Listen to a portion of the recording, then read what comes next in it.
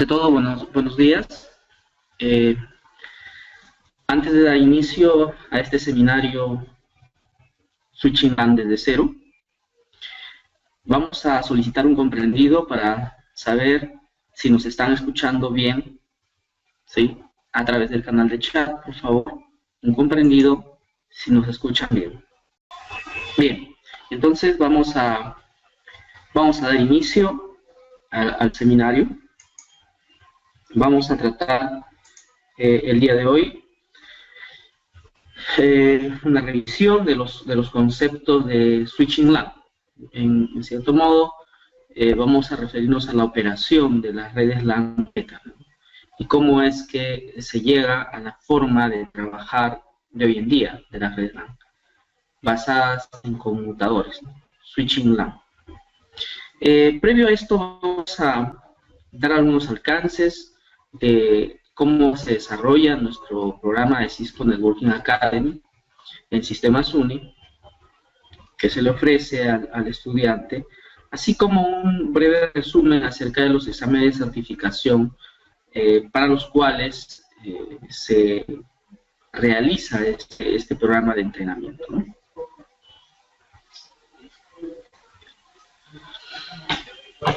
¿Qué es Cisco Networking Academy? Cisco Networking Academy es una iniciativa de Cisco System que busca realizar transferencia tecnológica.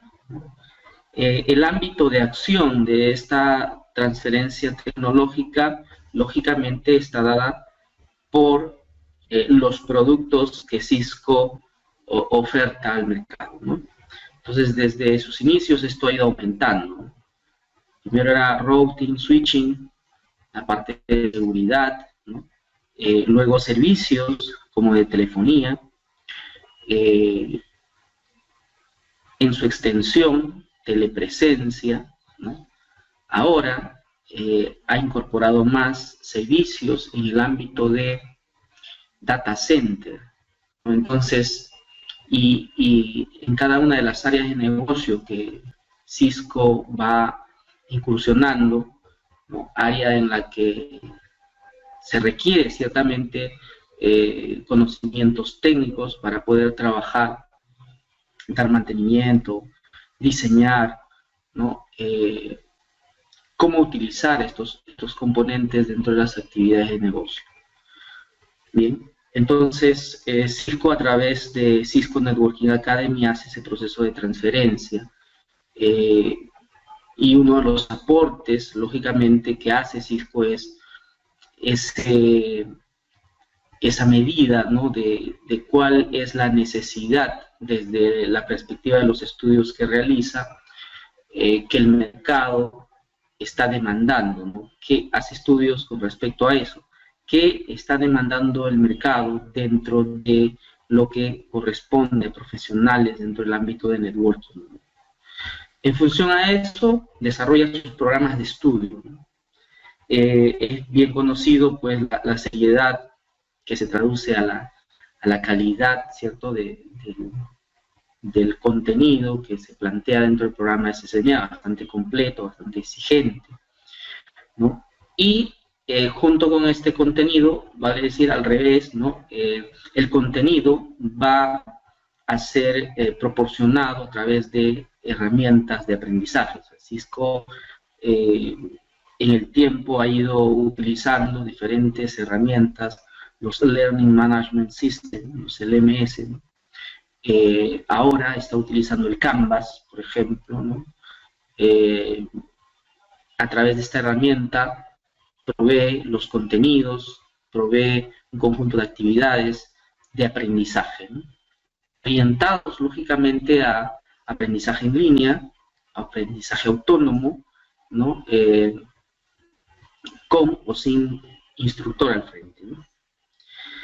Además de esto, en un intento por, en este caso, convencer, ¿no?, que las certificaciones son buenas, que las empresas la están reclamando cada vez más como un nivel de aseguramiento de que los profesionales que contratan cumplen ciertamente con los perfiles que el puesto demanda. Cisco a sus estudiantes le provee de voucher de descuento, ¿no? Siempre y cuando, lógicamente, en los exámenes logren ciertas calificaciones, ¿no? También Cisco ofrece formación para los instructores para poder dar continuidad a esta iniciativa. Un conjunto de recursos en línea, como simuladores, juegos, ¿no? Y una serie de herramientas para la interacción entre los estudiantes y los profesores, ¿no? ¿Qué ofrece la organización? En este caso, Sistemas UNE, ¿no? Para llevar a cabo el entrenamiento, lógicamente se va a requerir de ambientes, aulas, ¿no? Se va a requerir de computadoras, se va a requerir de equipamiento con el que el estudiante va a llevar a cabo sus actividades de entrenamiento. Y esto demanda pues toda una atención, todo un conjunto de previsiones, ¿no? Para poder aprovisionar de esto, ¿no? Conexión a internet, por ejemplo, ¿no? Para llevar a cabo las actividades en clase. Los instructores que van a estar al frente guiando el proceso de aprendizaje de los estudiantes, ¿no? Además de los cursos que en este caso se desarrollan, ¿no? Hay aquellos que son impartidos por un profesor, por un instructor, ¿no? Y hay aquellos que son de autoaprendizaje. Aquellos que son por instructor, lógicamente el instructor tiene que crear la clase e inscribir a los estudiantes, mientras que en este otro, una vez que usted es miembro del Cisco Networking Academy, y eso es porque usted ha seguido algún curso en él, usted va a tener la posibilidad de auto-inscribirse en diferentes cursos complementarios a lo que vienen a ser los cursos CCNA, ¿no? Que básicamente están orientados a obtener conocimientos y desarrollar habilidades en el ámbito del manejo de los routers y los switches, ¿no? Los access points. Entonces aquí, por ejemplo, hay cursos sobre Linux, hay cursos de programación, hay cursos de ciberseguridad, ¿no? De emprendimiento también, ¿no? Y muchos otros, y se siguen desarrollando más, ¿no? Consciente de que las líneas de trabajo de las personas a nivel mundial son diferentes. Aquí usted encuentra un espacio en donde puede ir perfilando las habilidades en esos, digamos, en esas áreas específicas en las que requiere, ¿no? Ventajas significativas para los alumnos. Ciertamente, al proveerse estos elementos, un contenido curricular que se va actualizando aproximadamente cada 5 años, ¿no? En este momento vivimos la transición de la versión 5 a la versión 6, ¿no? De hecho, nuestra institución está ya dictando la versión 6, se han liberado los contenidos en español de los módulos 1 y 2, en los próximos meses se están liberando los contenidos del módulo 3 y 4 en español. Los exámenes de certificación aún continúan en inglés en la versión 6, pero es muy probable cuando termine ya la traducción de todo el contenido, los exámenes también se empiecen a ofrecer en su versión en español.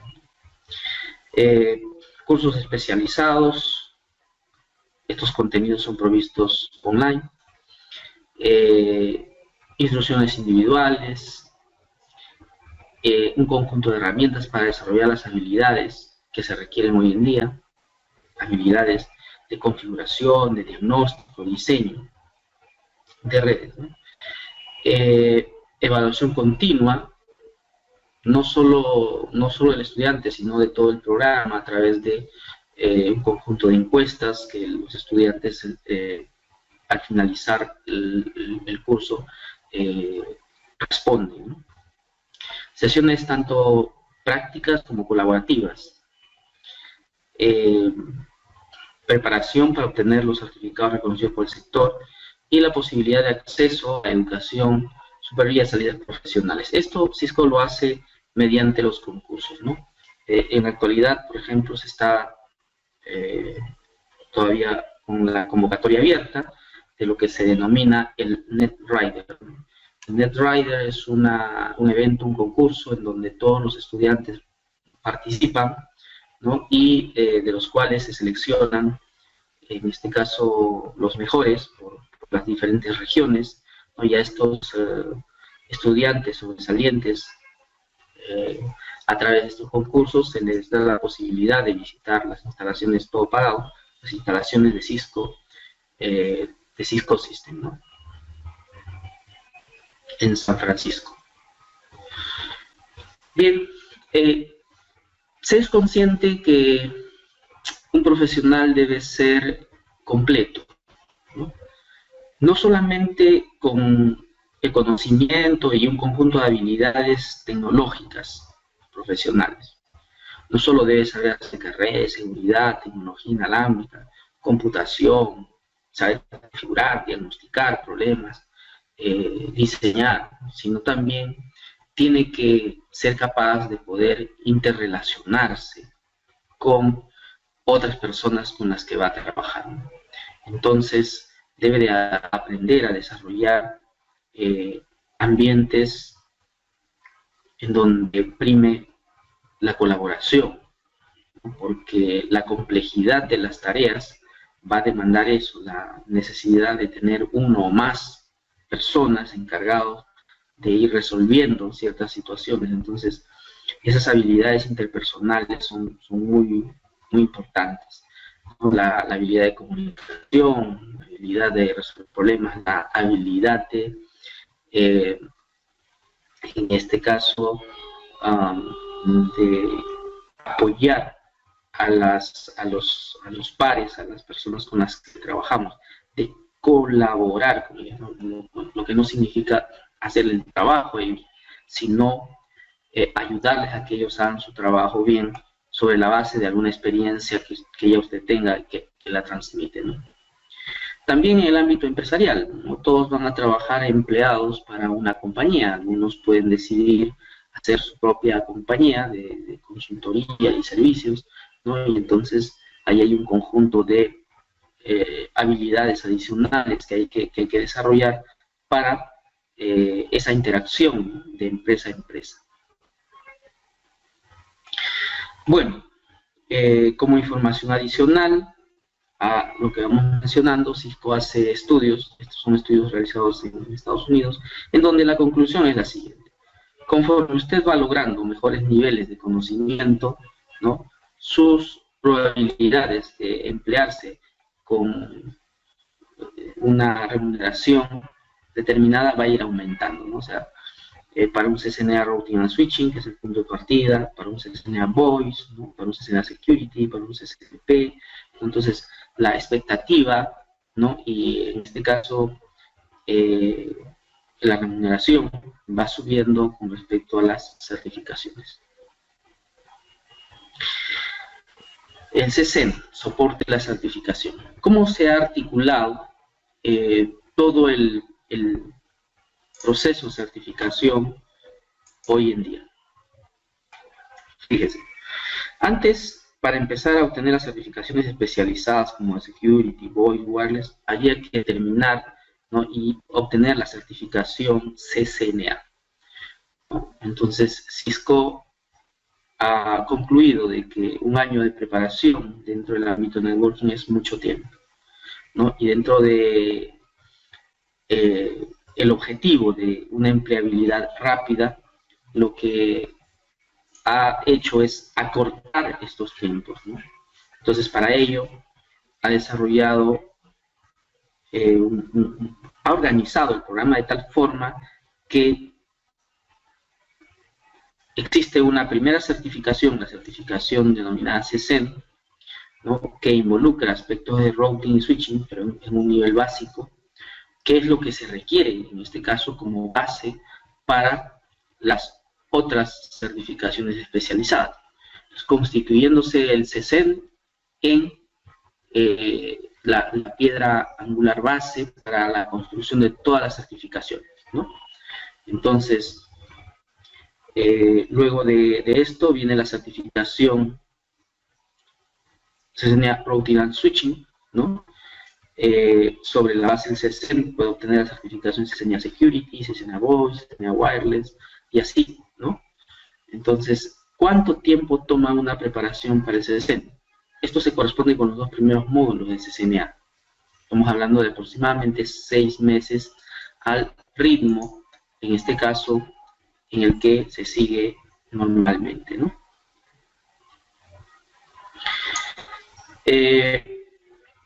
Bien, entonces, tenemos aquí una presentación con los diferentes requisitos y las certificaciones correspondientes, ¿no? Algunas tienen requisitos iniciales, otras no. Por ejemplo, entre las que no tienen requisitos, podemos ver en el nivel asociado, CCNA Cloud, CCNA Collaboration, CCNA Cyber Operation, CCNA Data Center, por ejemplo, no requiere de ninguna certificación previa. O sea, directamente uno puede obtener la certificación. Pero el CCDA, sí, requiere el CCNA. El CCNA Routing and Switching requiere también el CCNA. El CCNA Security quiere el CCNA, ¿no? Y de la misma manera para las certificaciones que vienen de ahí en adelante, ¿no? Los exámenes de certificación. El programa de Cisco Networking Academy, dentro de uno de sus objetivos, algunos los consideran el principal objetivo. Diría yo más bien que el principal objetivo es que el estudiante a través de estos cursos desarrolle conocimiento, habilidades, competencias en el ámbito de networking. Consecuencia de ello va a estar preparado para la certificación, ¿no? Otros consideran que es el motivo de los cursos de CCNA, básicamente es prepararse para la certificación. Son opiniones que en este caso pueden ser comprendidas, ¿no? Desde la óptica de cómo se ve. Entonces, dentro de las certificaciones, para lo que es CCNA, se tiene estos códigos. Estos son los códigos de los exámenes de certificación. 100-105, conocido como Interconnecting Cisco Networking Devices T1, Part 1, que viene a ser el ICND1, El costo del examen ICND1 es de $150. Y abarca los dos primeros módulos del programa de entrenamiento CCNA. El examen 200-105, Interconnecting Cisco Networking Device Part 2, o también conocido como el examen ICND2, también tiene costo de 150, y si nosotros hemos rendido exitosamente el examen ICND1 y rendimos exitosamente el examen ICND2, obtenemos la certificación CCNA Routing and Switching. Esta es una forma de obtener la certificación CCNA Routing and Switching. La otra es rendir el examen compuesto, un solo examen. El examen 200-125, que en este caso incluye los contenidos de los 4 módulos que corresponde al programa de entrenamiento de Cisco Networking Academy, CCNA. El costo de este examen es de $295. El examen es sobre la base de 1000 puntos, ¿no? El puntaje mínimo para poder aprobar el examen es de 825. ¿Qué es lo que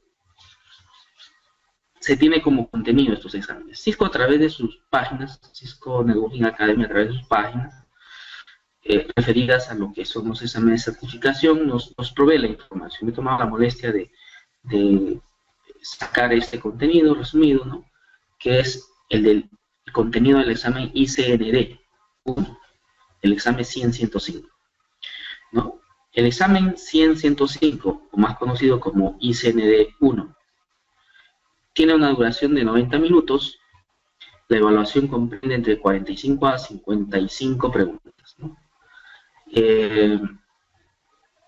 Los temas que se tocan aquí cubren cinco temas, ¿no? Fundamentos de red, fundamentos de switching LAN o LAN switching, fundamentos de enrutamiento, servicio de infraestructura y mantenimiento de infraestructura. En esos porcentajes, 20%, 26, 25, 15, 14. Entonces podemos ver más o menos que el núcleo está aquí, ¿no? Los fundamentos de red, los conceptos generales de las redes, luego routing y switching. Aquí estamos con cerca de un 70%, 71% del contenido del examen, ¿no? Bien, entonces aquí hay un desagregado de lo que se entiende por fundamentos de red, toda la parte conceptual, ¿no? Modelo de referencia OSI, identificación de los diferentes componentes de la red, los firewalls, los access points, los wireless, topologías, ¿no? Evaluación y selección de los medios de transmisión, ¿no? IPv4, direccionamiento, tipos de envíos en las redes IPv4, del mismo modo IPv6, ¿no? Los tipos de direcciones definidas en IPv6, LAN switching, igual, ¿qué es un switch? ¿Cuáles son los componentes conceptuales de la operación de un switch? La trama Ethernet, cómo es que se lleva a cabo la transmisión de estas tramas,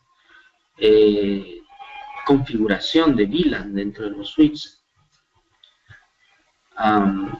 configuración y diagnóstico de seguridad por puerto en los switches. Luego viene fundamentos de enrutamiento, concepto de enrutamiento, cómo es que los routers manejan los paquetes, cómo es que interpretan la información contenida en las tablas de ruteo, cómo es que se decide, ¿no? Poblar con información la tabla de ruteo, diferentes tipos de rutas, ¿no? De acuerdo a la forma como han sido generadas, enrutamiento estático, enrutamiento dinámico. Servicios de infraestructura como el DNS, DHCP, TFTP, NTP, NAT, PAT, ¿no? Son base de esta parte de la evaluación. Mantenimiento de infraestructura, la configuración de los syslog, configuración y verificación de los dispositivos de administración, copias de respaldo de las configuraciones, licenciamiento, configuración inicial de los dispositivos, aseguramiento, fortificación de la configuración de seguridad, acceso, mantenimiento relacionado a los sistemas operativos, procesos de recuperación de passwords, y bueno, un conjunto de herramientas que se utilizan para hacer diagnóstico y resolución de problemas, ¿no? En resumen, esos son los temas que forman parte del examen ICNR 1, que nos conducen a la certificación CCNA o CCEN, la primera certificación. Los contenidos del curso CCNA, habíamos mencionado que el programa de entrenamiento estaba conformado por 4 cursos. Las denominaciones son Introducción a las redes, enrutamiento, Fundamentos de enrutamiento y conmutación, Escalando las redes y Conectando las redes. El primero es, como su nombre dice, Introducción a las redes, pero desde el punto de vista del desarrollo de este primer curso, digamos que no es tanto de introducción. Como un primer curso vale la denominación, pero como desarrollo dentro se trabaja muy intensamente, no solamente la definición de los conceptos, sino que ya se ve desde los primeros días, se ve ya y se enfrenta, en este caso, la tarea de empezar a configurar los dispositivos, ¿no? Los routers, los switches, los access points, ¿sí? Y hacer que las redes empiecen a caminar, ¿no? Si bien es cierto, con una base conceptual todavía muy pequeña y que se va a ir ampliando conforme la experiencia del hacer nos va requiriendo, ¿no? Routing and Switching Essential, este es el segundo curso, centrado en describir y utilizar, configurar los equipos router y switch, ¿no? Servicios también aquí, DHCP, listas de control de acceso, NAT. Los cursos 3 y 4 están orientados ya hacia requerimientos que pueden ser identificados en las empresas medianas y las empresas grandes, ¿no? Criterios de diseño LAN, escalamiento de las VLANs, protocolo para el manejo de redundancia como Spine, Ether Channel para hacer agregación de enlaces, HCRP para manejar redundancia de puertas de enlace, conceptos avanzados ya de enrutamiento, ¿no? EIGRP, OSPF, OSPF multiárea, son los temas de escalando las redes. Conectando las redes, aquí están los conceptos WAN, ¿no? Desde las conexiones del tipo punto a punto, conexiones de las sucursales, utilizando diferentes medios que existen, incluyendo la internet, listas de control de acceso, aseguramiento de las redes, aseguramiento y monitoreo de las redes, implementación de calidad de servicio, evolución de las redes, ¿no? Y la parte de diagnóstico y solución de problemas en las redes, ¿no? Bien, ¿qué es lo que hace falta para poder desarrollar un programa como el que mencionamos? Lógicamente, una infraestructura, equipamiento, ¿no? Los estudiantes tienen que tomar contacto de forma temprana con ellos, ¿no? Enfrentar las diferentes tareas de iniciar procesos de configuración, ¿no? Un ambiente de trabajo en donde se pueda dar todas las facilidades para que el proceso de aprendizaje se dé, ¿no? Además de esto, se utilizan simuladores, ¿no? Con los que el estudiante desde casa o los tiempos que tenga disponible fuera del lugar de entrenamiento pueda seguir con su proceso de aprendizaje. Entrenamiento usando emulador también, ¿no? Los simuladores, como el Packet Tracer, tienen limitaciones. Están orientados a simular determinados comportamientos, ¿no? Pero limitados, ¿no? Mientras que un emulador lo que hace es cargar prácticamente, ¿no?, el archivo imagen del sistema operativo, ejecutarlo dentro de este entorno de emulación y con el consiguiente resultado de que nosotros podemos tener un nivel de disponibilidad de todas las funciones de estos routers o switches a un punto superior al 90%, ¿no? El Packet Tracer es el simulador oficial de Cisco Networking Academy, está en proceso de gran evolución, permite una buena integración con sus diferentes iconos, pero es limitado en cuanto a sus funciones y protocolos. Muy fácil de instalar y utilizar. Muy recomendado para un proceso de iniciación, ¿no? Cuando queremos aprender todo lo que está en la currícula. Pero cuando queremos salirnos de eso y queremos investigar un poco más, ¿no?, maquetear algunas soluciones, de pronto ya el GNS3, ¿no? Un emulador que posibilita casi la totalidad de las funciones del iOS de los dispositivos que soporta. Son pocos los modelos de equipos Cisco que son soportados, si bien es cierto, no todos. Productos no Cisco también son soportados. Podemos generar entonces entornos de emulación multivendor, ¿no? Se pueden integrar productos Cisco y no Cisco. Requiere algo de dedicación poner en marcha y utilizar todos sus recursos, ¿no? Estén atentos, vamos a desarrollar un segundo programa un segundo seminario de cómo instalar y configurar el GNS3, ¿no? Hay que instalar el GNS3, hay que configurar los sistemas operativos, interfacear con máquinas virtuales y usarlo, ¿no? Muy bien. Entonces vamos a dar inicio ya a este punto central de la conferencia.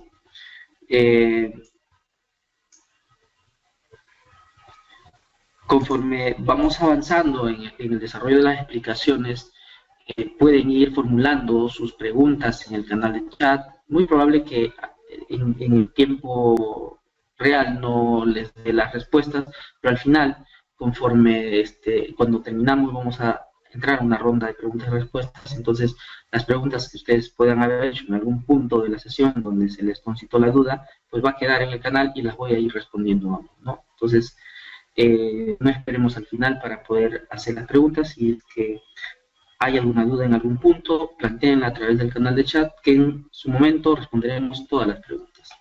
Bien. Vamos entonces aquí. LAN Ethernet, ¿no? Cuando nos referimos a switch LAN, el título de la conferencia es Switch LAN TDC, ¿no? Estamos hablando ya de una red que opera bajo determinadas condiciones, ¿no? O sea, estamos hablando de una LAN basada en switch, ¿no? Que ciertamente es la realidad actual. Las redes actuales están conformadas por switches, un conjunto de switches interconectados, ¿no? Pero, ¿qué hay detrás de ese concepto, ¿no?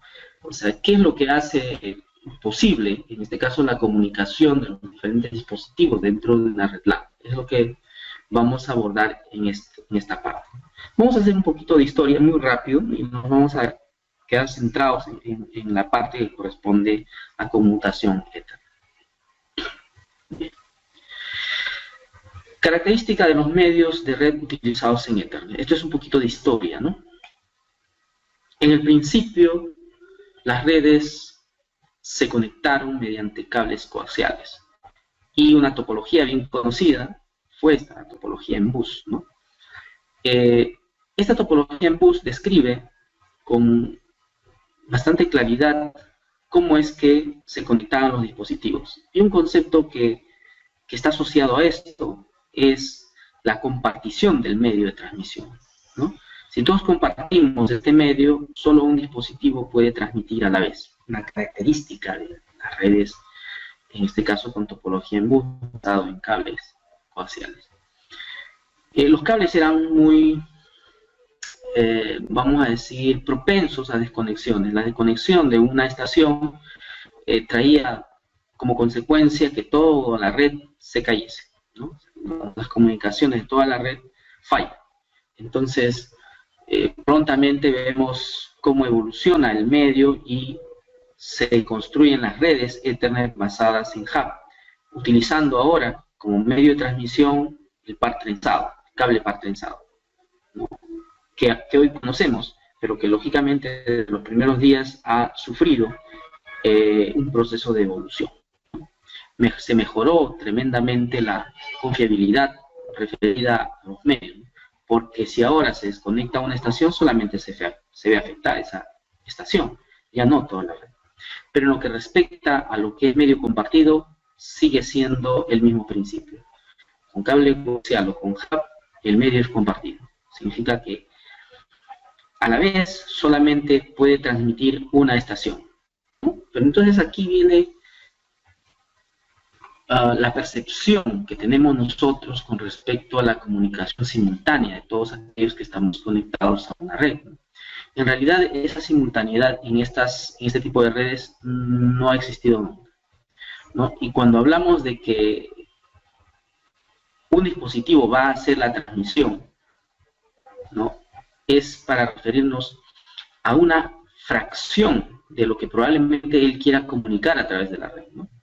Entonces, como proceso de comunicación, ya vamos a retroceder un poco más, ¿no? Y a ver al usuario, ¿no? que está, en este caso, desarrollando la información, o está seleccionando la información tal como un archivo, o un video, o un archivo de audio, que quiere pasarlo a través de la red. Entonces, ese archivo de texto, de audio, video, el formato que sea, no va a pasar como un todo a través de la red, no. Lo que va a suceder es que este archivo, por ejemplo, si referimos a un archivo, que es lo que quiere comunicar, va a ser dividido, dependiendo del tamaño, lógicamente, ¿no? En algunos segmentos, decenas, cientos o miles de segmentos, ¿no? Entonces, estos segmentos normalmente se van a encapsular en paquetes y los paquetes, cuando van a transportarse a través de una red Ethernet, se van a encapsular en tramas. Entonces, ¿cuántas tramas se van a tener que transmitir? Tantos segmentos hubieran, ¿no? Pocos, decenas, cientos, miles, dependiendo del volumen de información que se desea transportar a través de la red. Entonces, cuando nos referimos a la necesidad de transmitir, ¿no? Este va, entre comillas, a apropiarse del medio para la transmisión de uno de esas tramas, ¿no? De las decenas, cientos o miles de tramas que él tiene que transmitir, ¿no? Y luego de que hace la transmisión, otro dispositivo que puede estar en la red también, ¿no? Con necesidad de transmitir, va a tomar el control y va a transmitir su unidad de datos protocolar y así. Pero, ¿qué nos da la idea de simultaneidad? El tiempo que demora esta transmisión, ¿no? El tiempo que demora transmitir una trama, pues está en el orden de los 2 a 3 milisegundos, ¿no? O sea, en un segundo van a haber cientos de tramas. Cuando hablamos de cientos de tramas, podríamos estarnos refiriendo a que ya se ha transmitido el mensaje completo, pero trama tras trama, ¿no? Producto de la división. Entonces, eso es, ¿no? Medio compartido, solo un dispositivo hace uso del medio. Cuando él está transmitiendo su trama, nadie más lo interrumpe, todos escuchan hasta que termine de transmitir, ¿no? Bien, entonces, el tercer escenario en este proceso de evolución viene a ser el switch, ¿no? Vamos ahí al switch, formando una topología muy similar a la del hub, una topología en estrella, pero con una forma de operar muy distinta, ¿no? Los switches de hoy en día pueden tener puertos que trabajen a 10 megabit, a 100 megabit o a 1 gigabit, ¿no? Las velocidades se van a establecer mediante el mecanismo de autonegociación.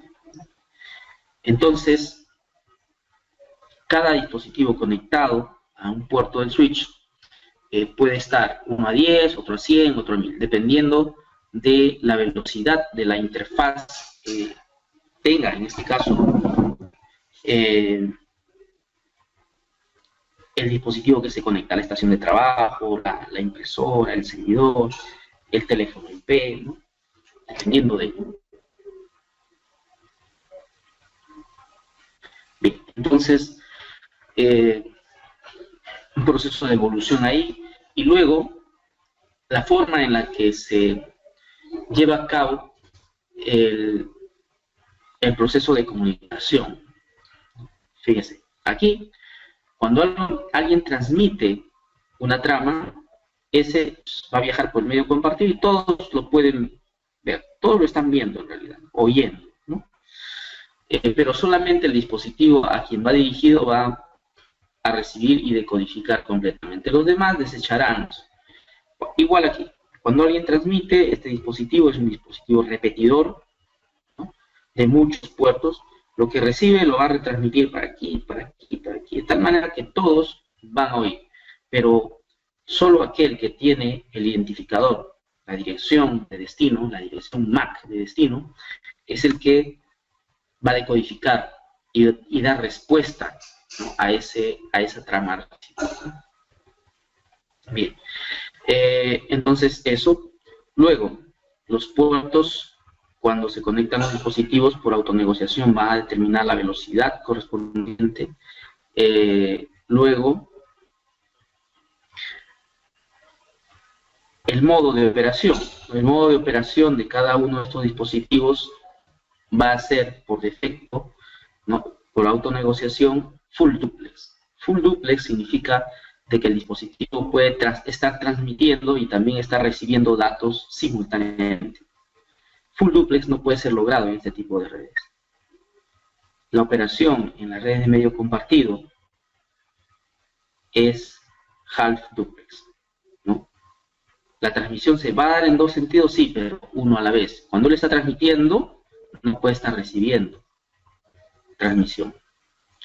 En un switch sí. Cuando este está transmitiendo, puede estar recibiendo también. Bien, entonces vamos a tener que Ethernet, ¿no?, típicamente ha abarcado pues, el ámbito de las redes de área local, ¿no?, con las velocidades típicas de 10, 100 hasta 1000, ¿no?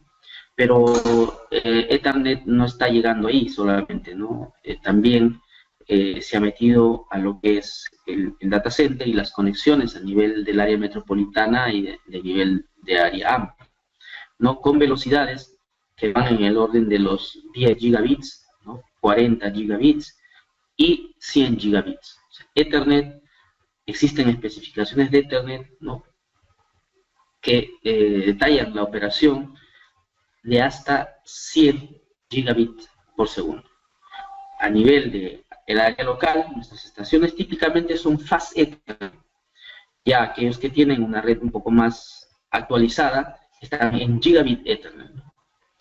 Mientras que si es Gigabit Ethernet lo que tienen como puerto de conexión hacia la red de acceso, a nivel de los switches, de las capas de distribución, vamos a tener una velocidad un tanto superior.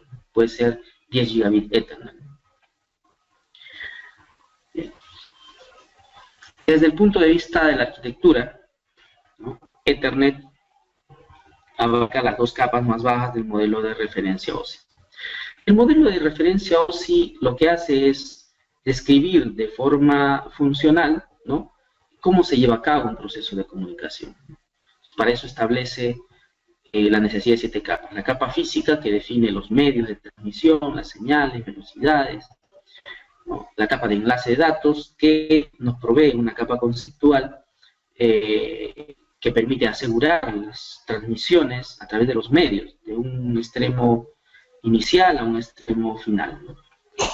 Luego tenemos la capa de red, que da una perspectiva de comunicación ya a nivel global, ¿no?, desde un punto origen hasta un punto destino, ¿no?, pasando las unidades de datos a través de los diferentes ruteadores. La capa de transporte nos da más bien una perspectiva de comunicación host a host, ¿no? La capa de sesión, funciones orientadas a las aplicaciones tales como inicio de sesión, seguimiento de la sesión, finalización de la sesión. Y la capa de presentación tiene que ver con aspectos relativos a la presentación de los datos, ¿no?, codificación, ASCII, JPG o MPG, ¿no? También están incluidas aquí funciones tales como compresión y encriptación, si es necesario usarlo. En la capa de aplicación tenemos los protocolos de aplicación que van a servir para las aplicaciones finales, como el mecanismo de trabajo a través de la red. Dentro de ese contexto, Ethernet está definido como componente tecnológico, un componente tecnológico que opera a nivel de las dos capas más bajas del modelo de referencia OSI. Dos protocolos definen ampliamente su operación, 802.3 y 802.8. 802.2 define la interacción que va a tener, en este caso, en la capa de enlace de datos con las capas superiores. ¿Se puede o no se puede usar 802.2? ¿no? Cuando se utiliza el entramado Ethernet 2, por ejemplo, no utilizamos 802.2. IP sobre Ethernet no utiliza 802.2, esta capa conceptual y el protocolo que opera en él. Bien, Ethernet y las dos capas del modelo de referencia OSI, limitaciones de la capa 1, funciones capa 2. ¿no? Al involucrar dos capas, vamos a tener que identificar algunos aspectos aquí como limitaciones de la capa 1. No se puede comunicar con las capas superiores, claro, es la capa más baja, ¿no? Véase. Capas superiores se está refiriendo a la capa de red, de transporte, ¿no? No puede identificar dispositivos. Claro, la capa 1, como en el caso correspondiente aquí, ¿no? Aquí, la red en sí, o sea, la red, ¿no? La red no es capaz de identificar a los dispositivos que se conectan a ella. Por eso es que cuando en este caso, el hub, por ejemplo, recibe la transmisión, si no hay capa física, un hub es un dispositivo a nivel de la capa física. Recibe la transmisión, lo que hace es, como yo no sé, yo no puedo leer la información que viene en ese entramado, lo único que puedo hacer para asegurar la comunicación con el dispositivo destino es retransmitir a través de todos los puertos. Recibe y retransmite a través de todos los puertos, generando también un problema de seguridad ahí. Bien. Solo reconoce stream de bits, señales, bits. No puede determinar la fuente de la transmisión cuando transmite múltiples dispositivos.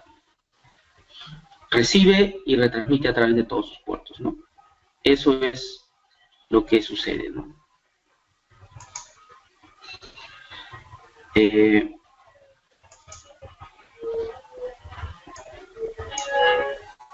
Bien. En lo que respecta a las funciones de la capa 2, se conecta con las capas superiores mediante control de enlace lógico LLC. Como les digo, conceptualmente sí, ¿no? Pero de forma práctica, IP sobre Ethernet no utiliza LLC. Utiliza esquemas de direccionamiento para identificar dispositivos. Si la capa 3 utiliza direcciones IP, la capa 4 utiliza los números de puertos, la capa 2 en las redes Ethernet utiliza las direcciones MAC. O sea, la identificación de los dispositivos desde la perspectiva de Ethernet son las direcciones MAC.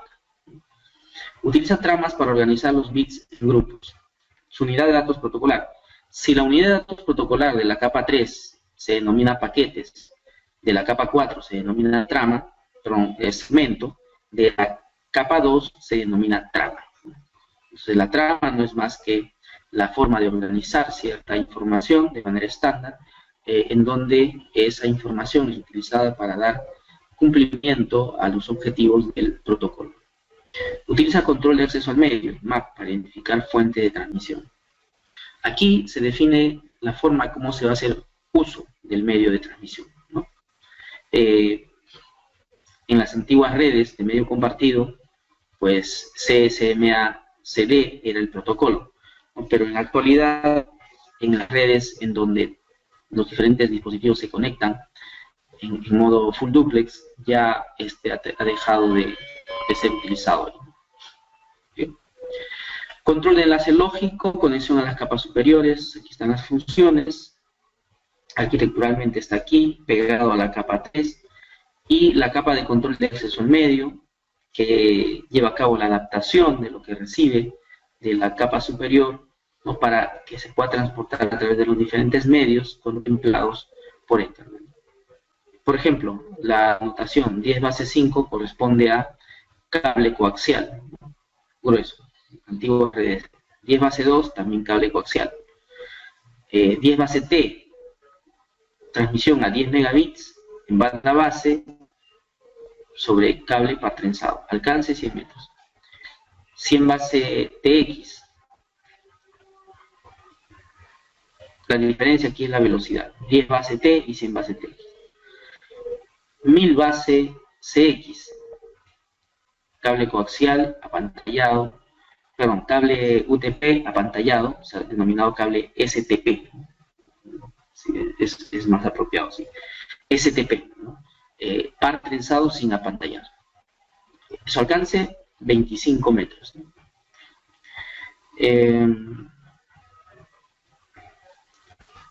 1000 base T, par trenzado, aquí sí cable UTP, alcance 100 metros.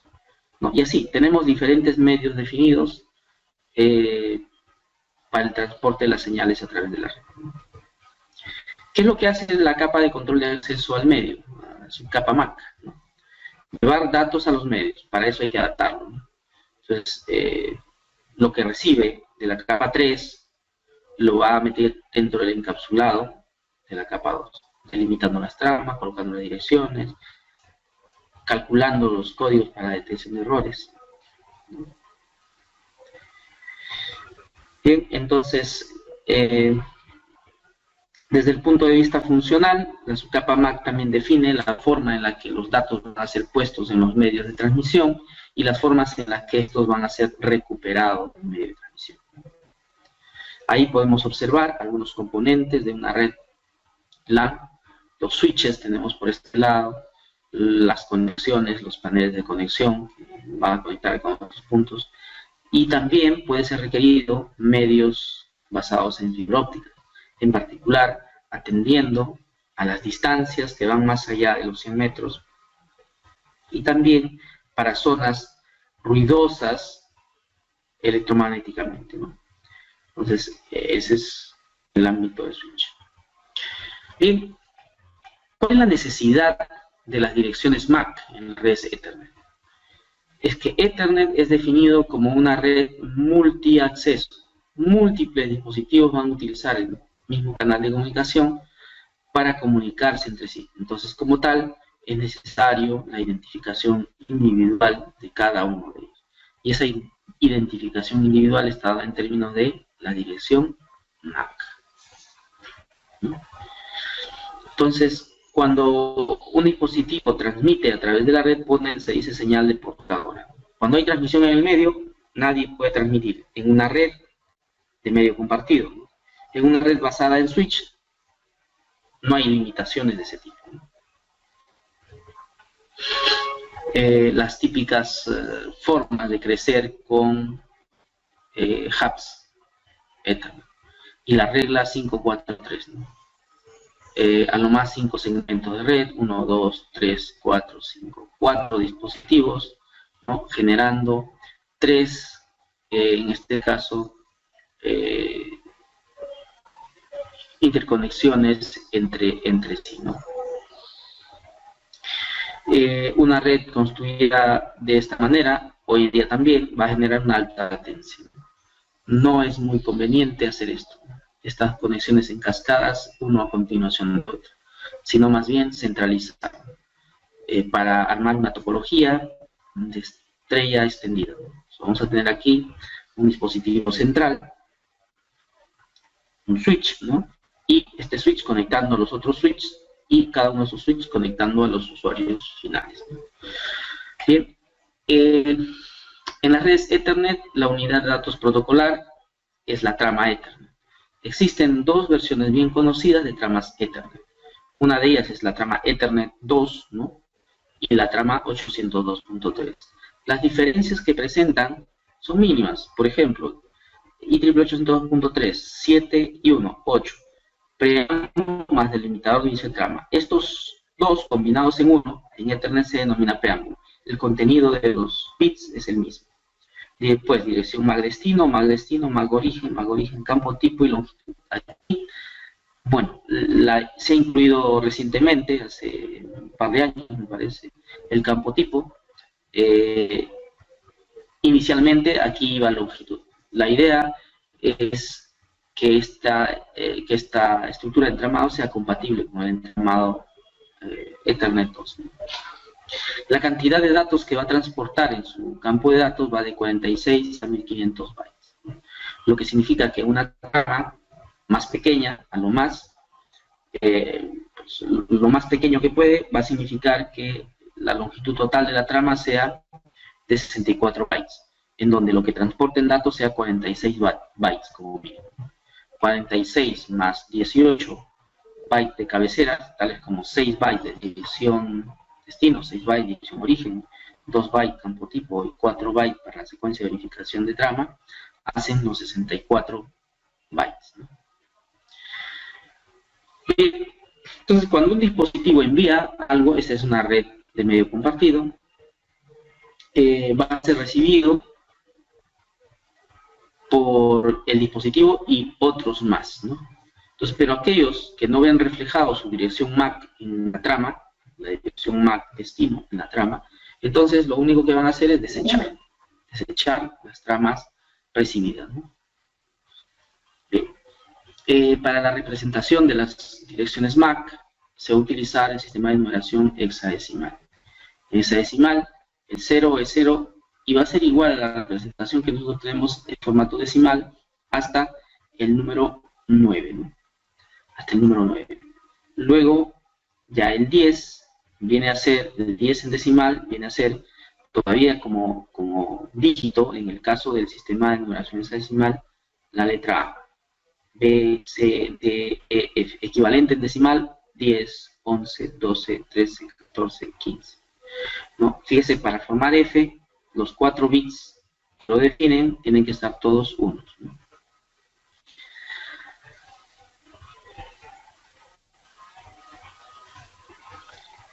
Bien, si bien es cierto, las redes de Internet contemplan el direccionamiento MAC, es bien cierto también que esto no va a permitir una interconexión entre redes como la que se muestra.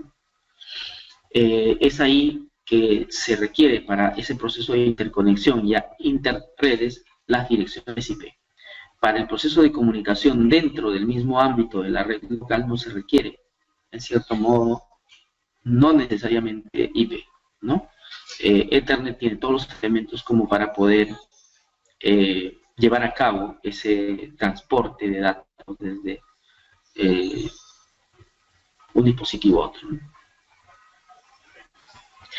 Bien. El direccionamiento de capa 2 y su impacto sobre el funcionamiento y el rendimiento de la red. A ver. En el proceso de comunicación, los dispositivos a nivel de la capa 2 van a enviar tramas, ¿no? Cuando se hace un envío de comunicación, se va a colocar la dirección MAC destino, la dirección MAC origen. Cuando la trama va dirigido a uno en particular, se dice que la transmisión es unicast, ¿no? Si esta dirección corresponde a un grupo de hosts, ¿no?, que conforman un grupo multicast, entonces esta emisión va a ser de tipo multicast. Y si es que esa transmisión en la parte de dirección MAC destino tiene todos los bits en F, perdón, todos los dígitos, ¿no?, en F, lo que significa los 48 bits en 1, ¿no?, va a ser entendido como una emisión de naturaleza broadcast y va a retransmitir eso hacia cada uno de los puertos. Bien. Antiguamente se utilizaban los hubs, en la actualidad se utilizan los switches, ¿no? Los hubs presentaban una baja de rendimiento conforme se conectaban a él más y más usuarios. En un switch vamos a tener que ciertamente hay como un mantenimiento de niveles de rendimiento, pero igual, cuando tenemos ya muchas estaciones con mucho tráfico generado, podría resultar deficiente, ¿no? También un switch, ¿no? Entonces, ahí viene tanto la evaluación de qué tipo de switch necesito, ¿no? Podemos tener un switch de 24 puertos, ¿no? Y otro switch de la misma forma, 24 puertos, pero entre uno y otro podría haber diferencias tales como la capacidad para poder procesar las tramas, ¿no? Entonces, aquel que tiene mayor capacidad va a generar menor latencia, por lo tanto va a ser más apropiado, ¿no? Entonces aquí tenemos, por ejemplo, la forma como se fue evolucionando también, ¿no? Entonces, cómo se pueden cambiar todos los hubs de la noche a la mañana, se empezaban a instalar switches y de los switches ya se conectaban los hubs, ¿no? Bien. Tenemos aquí la representación, vamos a decir, del esqueleto interno de un switch, ¿no? Una primera vista, ¿no? Todos los puertos van a ser conectados al backplane, donde está la lógica de conmutación. Y la lógica de conmutación que involucra que para decidir la retransmisión del tráfico se va a tener que utilizar la tabla de direcciones MAC. Entonces aquí esta tabla me está diciendo que en el puerto 1, aquí se ha conectado, en este caso, un dispositivo que tiene una MAC 0A, como una cuestión representativa. En realidad sabemos que las direcciones MAC están compuestas por 6 bytes, ¿no? 12 dígitos hexadecimales. Y los buffers de memoria. Bien, entonces, los dispositivos que van a transmitir, por ejemplo, esta trama 1, dice, ¿no?, llega al switch. El switch lo primero que va a hacer es aprender, ¿no? Toma la dirección MAC y aprende. Aprender significa que él va a ir ampliando esta tabla. Si ya está registrado, no es necesario registrarlo nuevamente. Entonces, esta trama, cuando llega al switch, a través del puerto donde está. El switch va a leer cuál es la dirección de destino. Eso lo va a buscar en la tabla de direcciones, por ejemplo, en este caso 0C, que está indicando la tabla de direcciones, que 0C está alcanzable a través del puerto 6. Entonces esta trama va a ser enviada hacia el puerto 6. La segunda trama dice dirección origen 0B, destino 0C. Entonces otro host en esta dirección, que en este caso está apuntando hacia, no va a ser igual que en el caso anterior. ¿Qué más? Esos son los componentes. Un switch es un computador, CPU, flash, IOS. Bien, dentro del proceso de comunicación LAN, y en particular IP sobre las redes LAN Ethernet, va a demandar un map entre las direcciones IP y las direcciones MAC, puesto que nosotros, cuando utilizamos alguna aplicación en la red y deseamos comunicarnos con otro computador que ha compartido sus carpetas, por ejemplo, la referencia a ese computador va a ser direcciones IP, ¿no? Pero lo que realmente se requiere para hacer ese envío es conocer la dirección MAC de destino, ¿no? Bien, entonces, existe un protocolo denominado protocolo ARP, que es el que se encarga de hacer ese map entre las direcciones IP y las direcciones MAC, ¿no? Entonces, el dispositivo que requiere una MAC para poder hacer el envío de los datos, lo que tiene que hacer es, en este caso, solicitar a la red cuál es la dirección MAC del dispositivo identificado por la IP, ¿no? Cuando el dispositivo responda, en la respuesta va a estar incluida la dirección MAC que tiene, que es lo que quería obtener. Y además, el dispositivo lo que va a hacer con esa dirección MAC IP es actualizar la tabla caché ARP, ¿no?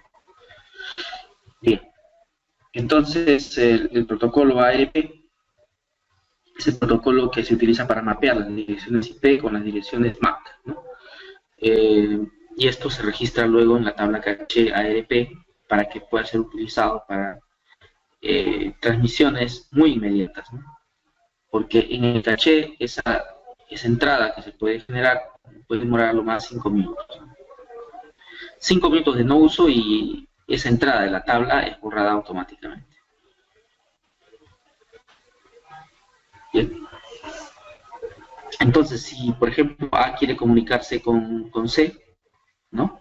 Si A quiere comunicarse con C, va a requerir la dirección MAC, entonces va a tener que hacer toda la operativa correspondiente para obtener su MAC.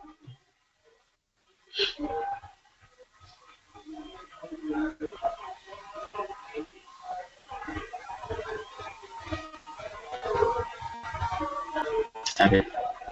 Bien, entonces, ¿qué es lo que sucede aquí?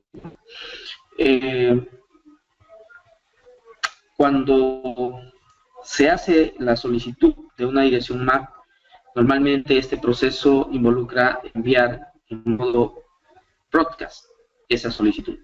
Esto puede generar que las diferentes estaciones sumen a su carga de procesamiento procesar estos paquetes, ¿no? ¿Para qué? Simplemente para preguntar, a la 10.10.10.01, en modo broadcast, todos escuchan, a la 10.10.10.01, ¿cuál es su dirección MAC? ¿No? Yo no soy la 10.10, yo no soy cada uno, ¿no?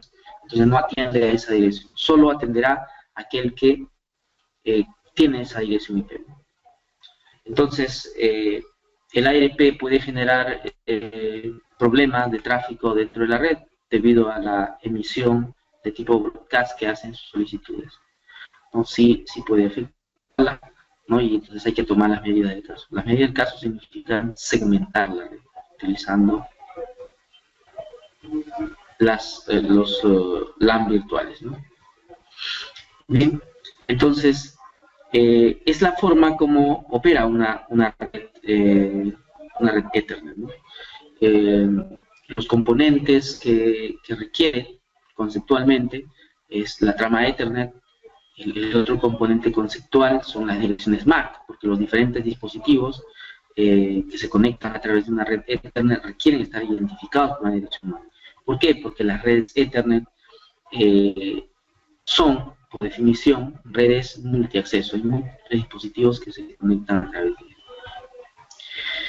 ellos. La estructura de entramado tiene una forma determinada,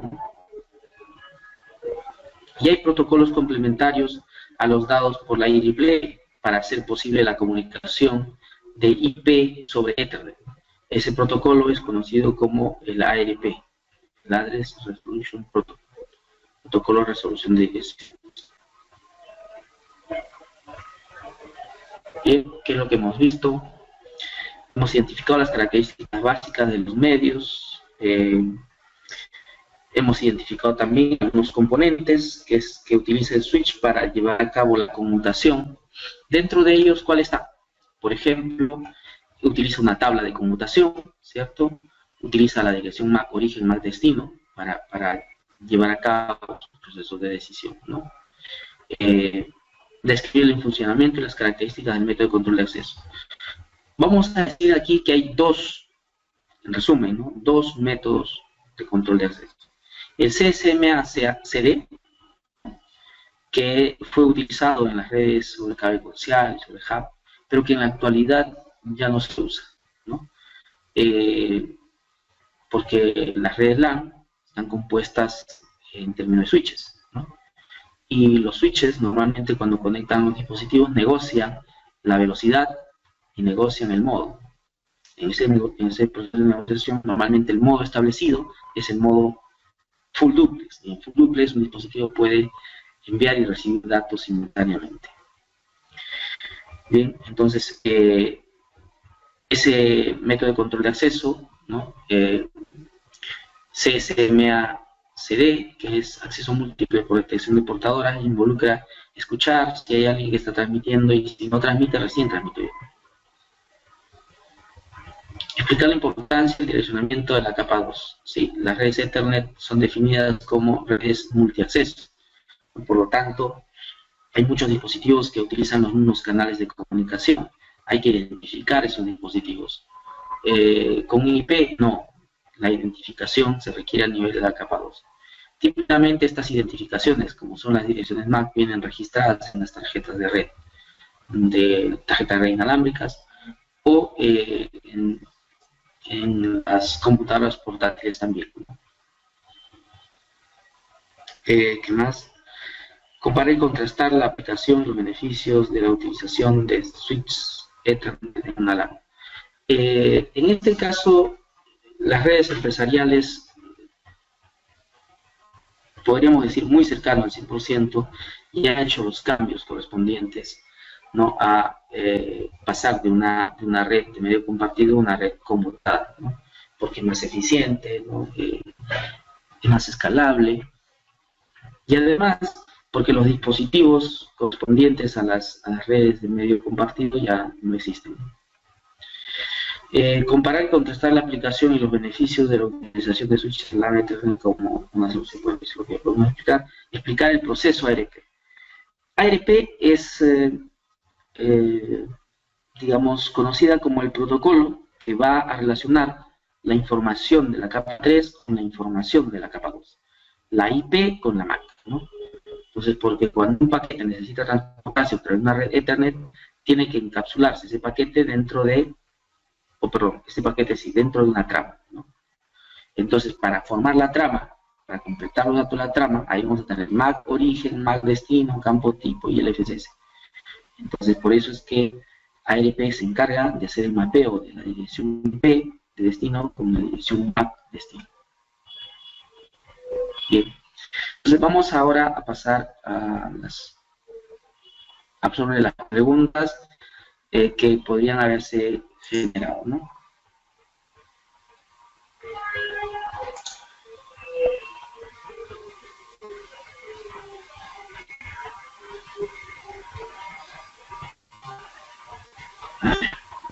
Por aquí John Milton nos pregunta, ¿cómo saber qué puertos están abiertos en un servidor?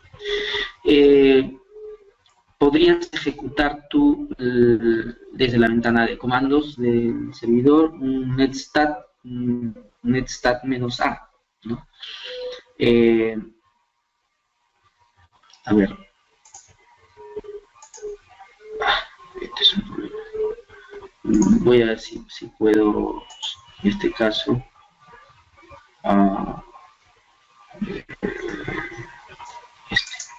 ya, por ejemplo. Sí. Aquí. Mostrarlo aquí. Ya, estoy aquí.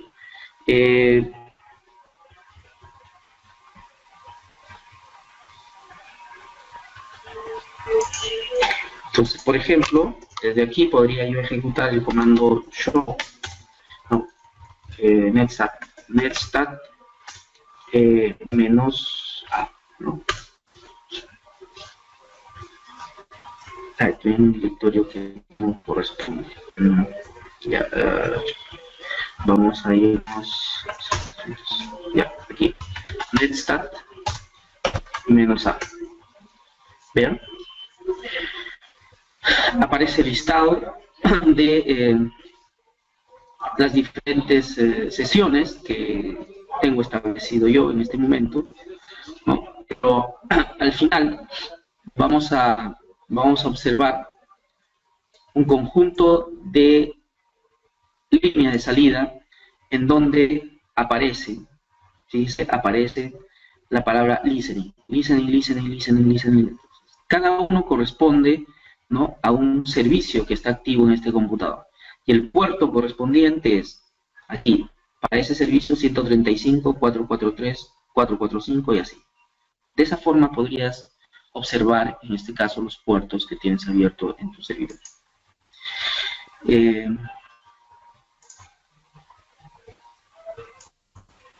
Vamos a ver. Saúl Rojas nos pregunta, ¿hay algún problema si nuestra red se compone de equipos cableados de distintas marcas o se estandarizaron? No hay problema en realidad, ¿no? Los diferentes equipos de los diferentes fabricantes son construidos en base a especificaciones estándares. Desde el punto de vista de la operatividad general, no. Pero algunas veces podrías tú requerir utilizar alguna característica muy particular de un fabricante, ¿no?, y que no va a estar presente en otros, como el valor agregado que le pone ese fabricante, ¿no?, a su producto. Pero por lo demás, no. Para las diferentes funciones básicas, basadas en estándares, no. O sea, no es necesario que sean de la misma marca. Aunque en algunas ocasiones, muy raras veces, yo he podido apreciar algunas incompatibilidades, pero muy raras, y en la mayoría de los casos resueltas a través de las actualizaciones de los firmware que hacen los fabricantes en el sistema operativo, o sea, la actualización del firmware, del sistema operativo. Saúl Rojas vuelve a preguntar, dice, migrar una red de IPv4 a IPv6 genera costos elevados, ¿cuál es la ventaja de utilizar IPv6? En realidad, el tema de la migración hacia IPv6, sí, pues hay que establecer, digamos, una estrategia de migración, ¿no? Y la estrategia de migración es a largo plazo, ¿no? Por ejemplo, un primer aspecto viene a ser el diagnóstico del soporte que tienen los diferentes dispositivos de red a IPv6, ¿no? En función a eso, dentro de las siguientes planes de renovación que tenemos, estos estarán en primera línea para poder cambiarlos por dispositivos, aún estén en buen estado, ¿no?, por dispositivos que soporten IPv6. O sea, lo primero es tener toda una infraestructura de red que sea capaz de soportar IPv6, ¿no? Y luego vendrán las otras tareas ya propias de la configuración en IPv6, ¿no? Sí, hay costos que tienen que ser asumidos, y esta es la principal razón por la que el operador mismo no brinda todavía servicios de conexión a la Internet por IPv6.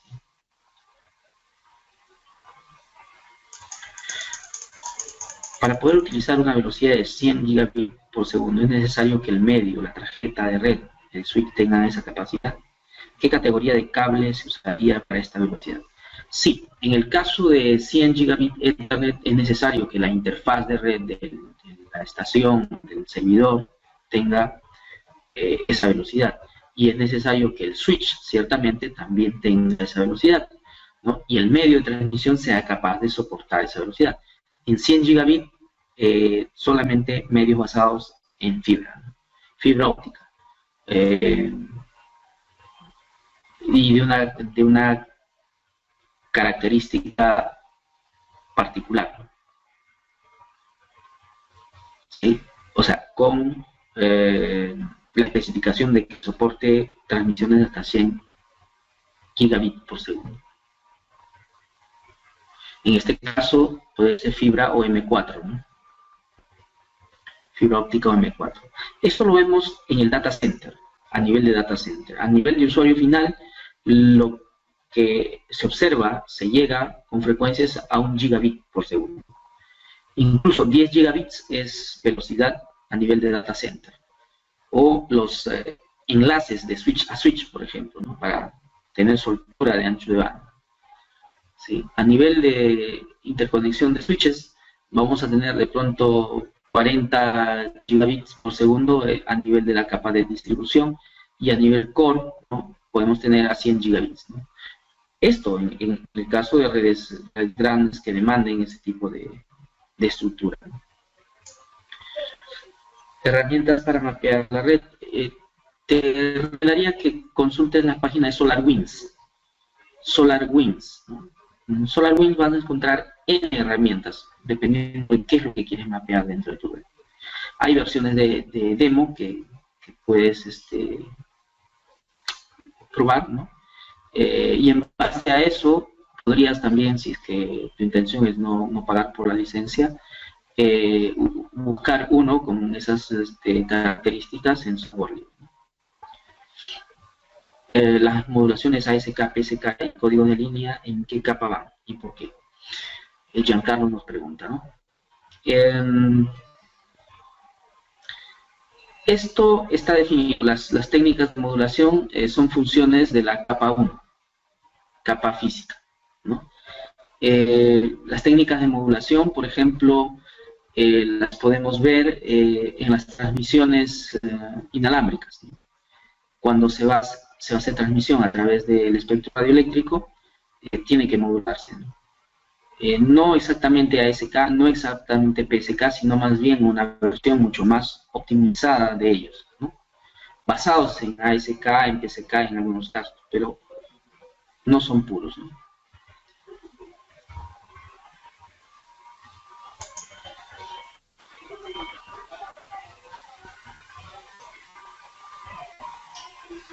Me indican de que no se ve nada. Vamos a ver qué es lo que estamos compartiendo. Lo que pasa es que seguramente estaba compartiendo ya.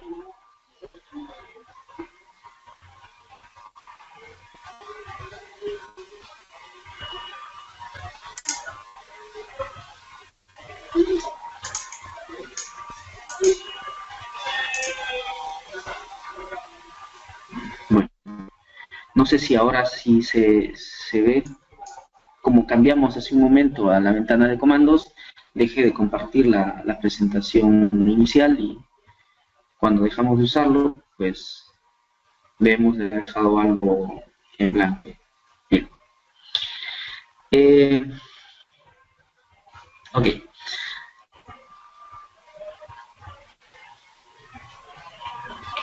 Ya está.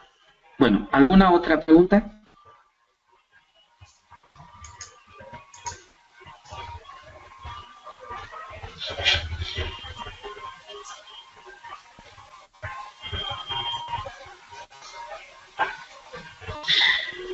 Giancarlos Linares nos pregunta, ¿el firewall puede comportarse como router?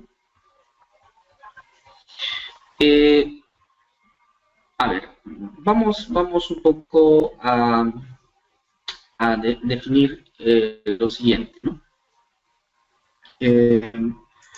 Con respecto a a lo que nos pregunta Giancarlo, ¿no? La función de firewall es una función de seguridad que está, en este caso, caracterizada por inspeccionar los paquetes y dar cumplimiento a determinadas reglas, determinadas políticas, a menudo asociadas con restricciones, ¿no? ¿Quién puede llegar a tal servidor, a tal red? ¿Quién puede salir a internet? ¿Quién no? ¿Mm? Esa es la función de firewall, ¿no? El firewall lo puede realizar un equipo dedicado, un appliance, como un ASA, por ejemplo, en el caso de los Cisco. O también puede ser llevado a cabo en una forma menos refinada por un router, ¿no? Los ruteadores ISR de Cisco pueden llevar a cabo funcionalidades de firewall. No a un nivel que lo va a hacer un ASA, pero en un nivel muy próximo, ¿no? Entonces, en este contexto, podemos tener que un router puede hacer funciones de firewall, ¿no? Y también puede enrutar paquetes, ¿no? Un appliance, ¿no? Como router, perdón, un appliance como firewall, normalmente no podría hacer funciones de router, ¿no? Algunas funciones propias, digamos, de la función de firewall, pasar paquetes de un lado para otro, sí, pero no todas las funcionalidades de un router están presentes en el firewall, ¿no? O sea, depende de en qué escenario se está, ¿no? ¿En qué capa trabaja el firewall en TCP/IP? Las capas en las cuales puede estar trabajando un firewall son muy diversas, ¿no? Podemos tener lo típico, ¿no? Es tener un firewall trabajando como un dispositivo que inspecciona paquetes. Si hablamos de inspeccionar paquetes y ver direcciones IP origen, IP destino, entonces estamos hablando de la funcionalidad capa 3, ¿no? Pero si además ejecutamos control a nivel de las aplicaciones, estas van a estar identificadas por los puertos, ¿no? Entonces, capa 4. Si además nuestro firewall, en particular, ¿no?, puede filtrar algunas operaciones de una aplicación determinada, ¿no?, entonces estamos hablando de funcionalidades de la capa de aplicación, ¿no? Entonces, el firewall puede tener, en este caso, operación a nivel de la capa 3, la capa 4, la capa de aplicación. ¿Alguna otra pregunta? Muchas gracias por su participación, por la paciencia de estar temprano con nosotros. Les anuncio que estamos trabajando en eso para llevar a cabo un conjunto de seminarios online en donde las actividades sean más orientadas a la parte práctica. En estos seminarios hemos estado tanto centrados en descripciones conceptuales, pero vamos a empezar a hacer una serie de seminarios en donde vamos a trabajar un poco más en un sentido práctico, ¿no?, utilizando los simuladores, claro. Bien, muchas gracias por su atención y será hasta la próxima oportunidad.